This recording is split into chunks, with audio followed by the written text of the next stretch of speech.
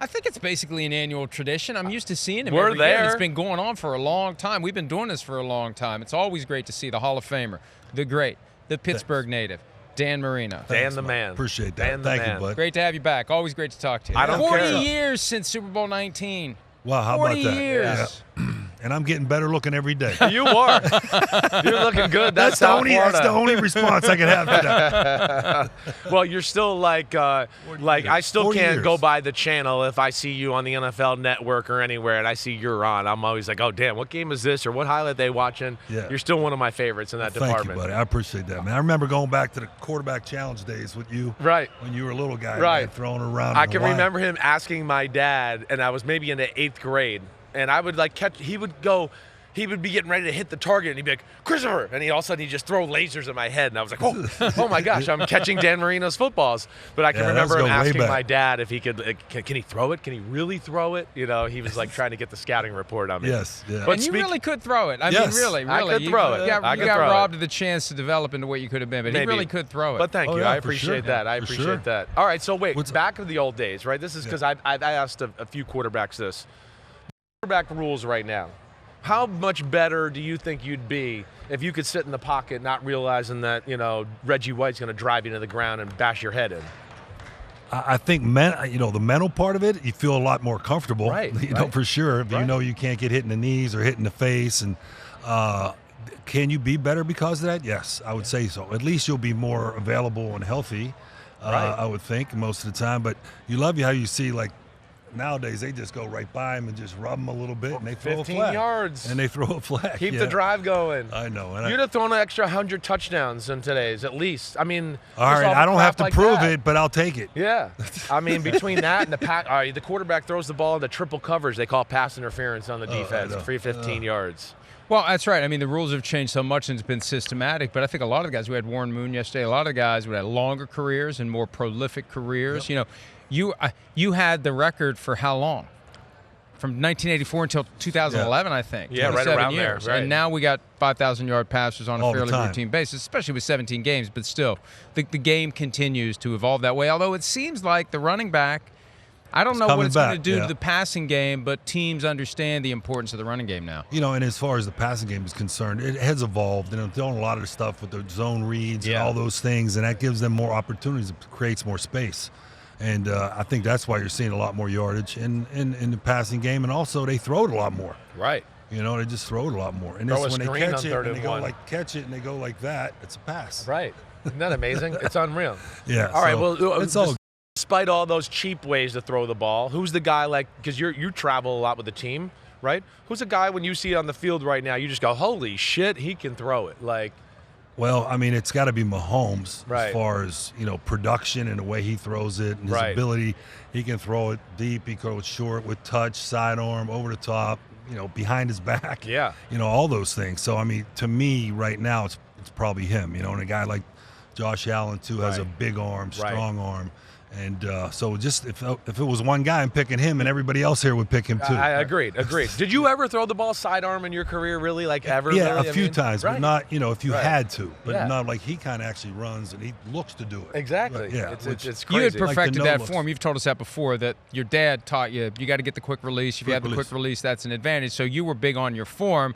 He's the baseball player, the shortstop that's Right, used to throwing right. from any possible arm angle. Right. Yeah, and I actually did a little bit of that, but I did play shortstop too. Yeah, I played you did. shortstop, and Yeah. and it does help you with your ball hand, eye coordination, vision, and all that stuff. Right. I've been trying to say that to my son. He's heard me say it a million times over about the last 5 weeks because he's like, I just want to play football all the time. And I'm like, all your favorite quarterbacks played baseball too.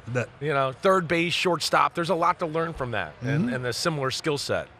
Yesterday we had Teron Armstead here. Okay. He was kind of talking about the Dolphins. Got a lot of good things to say, but he says they need to find a little more of an edge, a little edge. Where do you find an edge, do you think, as a football team, or where do you look at them to try to get better in that department? A little bit of an edge. Yeah. I mean, I really think, because of our the injuries and things that happened this year, we never got to that point where you could get that edge and you feel like you're confident enough to win, to win playoff games, and we didn't. And then Tua got hurt, and be honest, I mean, if he's not playing, our chances of winning go down, go way down. Yeah. So, we just got to find a way to keep people healthy and to continue to grow as a team. And the edge, let's. We all need an edge sometimes, especially in football game. Right. Yeah, I know. I think there's a lot on the, that's the one thing people can't figure out the Dolphins. They're like, why don't they win the cold games or the tough physical games, right? And you even heard that with your team sometimes back in the day. Dude, I say it all the time. I mean, if you get home, when I first got in the league, we used to get home field advantage all the time. So it makes it so much easier when people got to come to the heat. Yeah. And you don't have to go up to Buffalo. Because when we went to Buffalo, to be honest, we didn't always win. We won some games up there, but playoff games we never won in Buffalo. Right. Well, and you had the game in Green Bay this year, and after the game, one of the guys on defense came out and used the S word, said the defense is soft. And we've been talking about this for the past couple of years. Yeah.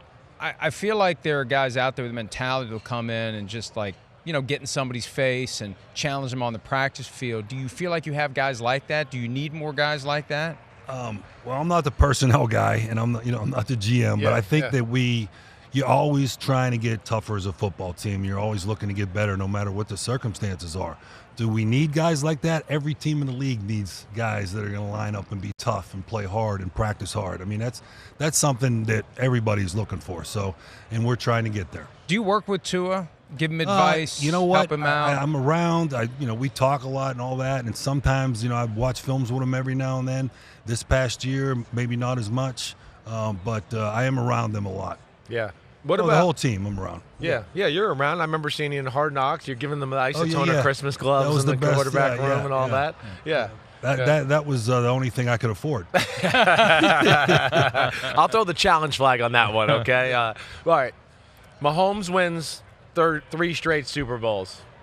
Finish it. What do you think? Well, he's Hall of Fame right off the bat, right? And then a possibility with the way he's playing, not getting hurt, he could win 6 or 7. You never know. Right. Like, you think if he wins this one, we've been talking about this week, where it's like, it actually gives him a chance, like, to get to Brady and do that. Right? It does give him a chance. Right. And how old is he now? He's 29. 29. So he does get a chance. Yeah.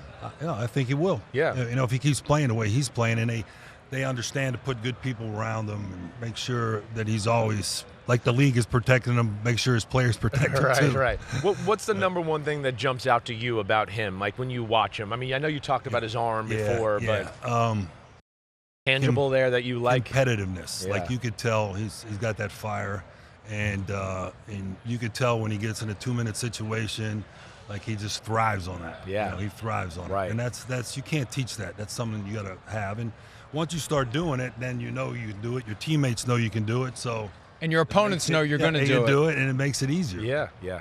All right, tell us more about the National Alliance on Mental Illness, Dan. Okay, National Alliance on Mental Illness is NAMI, and NAMI has been around a long time, and it's really to create awareness for people who've had mental issues, and to understand that it's okay to go and talk to somebody. It's okay to understand that you can ask questions, all those things. And I have a company I'm working with, Stay Healthy Zone. It's a digital platform, and we're partnering with NAMI to help them with their nutrition stuff, with their physical activities, and with the wellness, the mental wellness part. And so far, it's been really good, and they're a great program. It's free everywhere. You just got to go, sign up. So go online and check it out, and they will help. And it's a great cause, too. Great There's been a cause. shift in recent years, but still, especially men, Yeah. internalize it, Right. don't say anything, Right. don't get I'm help. a man. I can't tell somebody I got a problem. Yeah, I'm weak if I say I'm not anything going to about get it. sick, never Yeah. get sick, Right. never go to the doctor. Right, exactly right. It can't be that way. Yeah. You can't all be that those way. guys died in their 50s. Well, and back when I especially was with growing social up, right? media, I feel like, and we're seeing young kids and guys that are playing in the league even have issues with, like, they're just, people always giving them crap on social media. It's awesome. It's hard, doing yeah, this. especially. Really and cool. with the all the other issues that thank go you, into it. guys. Dan, Nami. great seeing you. Nami. National Alliance on Mental Illness. And Dan. at .org. .org. Got you. You got We got it. you. Hall guys of are the Famer best. Dan Marino. Great seeing you as Thank you, always, Dan. guys. All the best. Thank you. See you guys. Hi, it's Mike Florio. Thanks for watching PFT on YouTube. Hit subscribe for the latest news and analysis from Pro Football Talk.